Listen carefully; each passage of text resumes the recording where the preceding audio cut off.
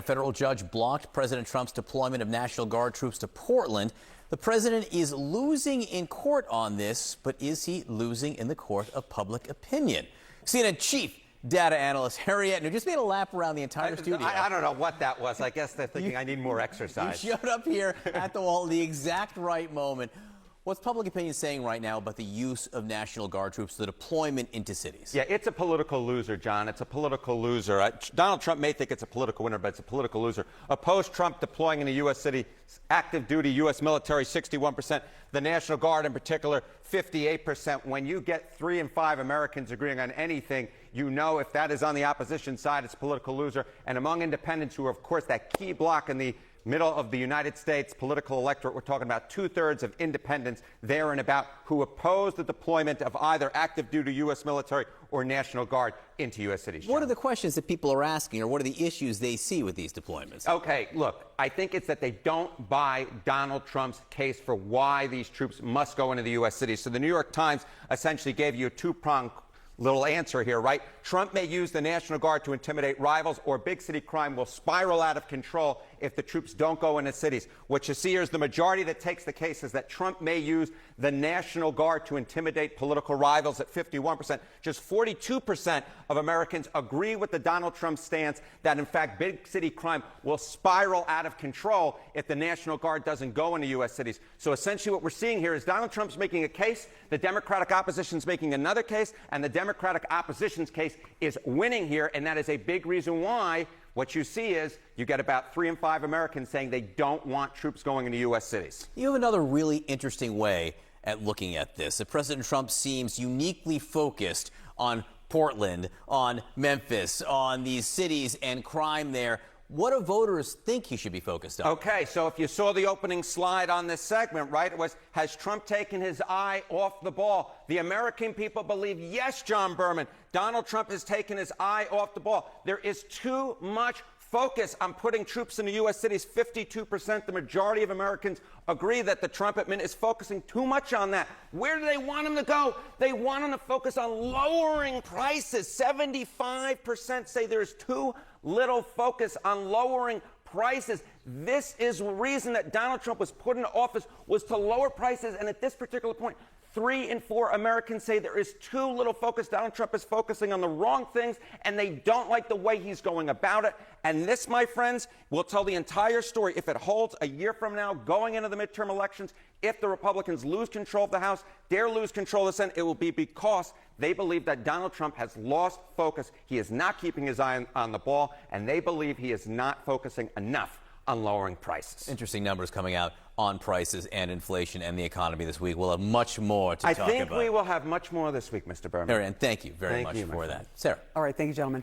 President Donald Trump is once again saying he'll send, as you just heard, hundreds of National Guard troops to protect ICE. Illinois Governor J.B. Pritzker calling it, quote, an invasion, and urging Americans to speak up and stop the madness. With me now, Democratic State Senator from Illinois, Graciela Guzman. Thank you so much for being here. What is your biggest worry when it comes to troops coming into your state? Trump even looking at trying to sort of go around what a judge has already ordered on Portland to send National Guard troops from other states like Texas into your state. Good morning, Sarah. Look, I think when you ask what I'm scared about, the fact of the matter is that we've already seen what is coming through the actions of ICE in my district and communities across the state of Illinois. What we're seeing is an authoritarian playbook where the Trump administration has continued moving full steam ahead with an unconstitutional invasion, military control of our cities. What that looks like in districts like mine is folks are being shot indiscriminately. We have tear gas being deployed within a block of a school near an emergency room. It is absolute chaos that is being caused and ultimately undermines public safety and our ability to be able to continue providing services for our constituents. And that's only going to continue to be exacerbated by possible actions of the National Guard here in Chicago and in Illinois.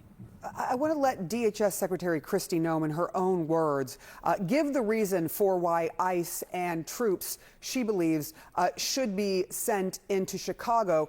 She was speaking to Fox and addressing Chicago's mayor in an interview this weekend. Here's what she said.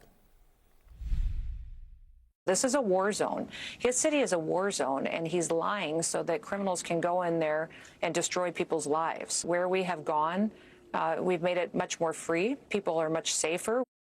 What do you think of her words there, that Chicago is a war zone and they have made it safer and more free?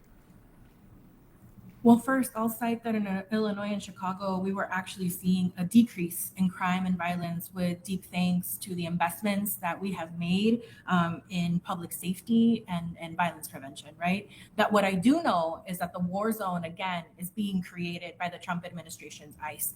Tear gas being deployed at folks being stopped based on the color of their skin, the language that they speak. Older people in my area being temporarily detained for asking a constitutional right, and affirming their right. They are creating the havoc. They are creating the war zone. And what I will say is my constituents do not feel safe. I was in my office on Friday getting call after call after call from folks that are seeing things occur outside their window. Right. So what I do know is the war zone is being created by the Trump administration. Our communities are not better, not safer. And in fact, I would argue we're seeing unprecedented spending for unpopular mass deportation at the expense of things that do keep us safe. Things like putting healthcare in the lives of millions of Americans and millions of Illinoisans. So they are choosing a route to continue to push war-based tactics here rather than actually resourcing and supporting our communities.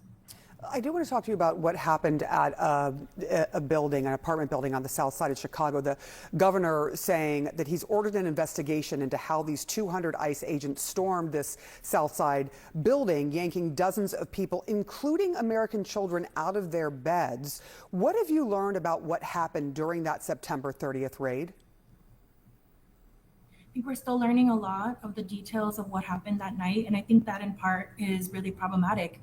Thinking about the time of day that they chose, it was literally the middle of the night that we're pulling babies, families, moms into vehicles and carting them away, that we are disrupting people as they're getting ready to go to work and to school. But that is because they know that what they are doing is truly insidious and heinous.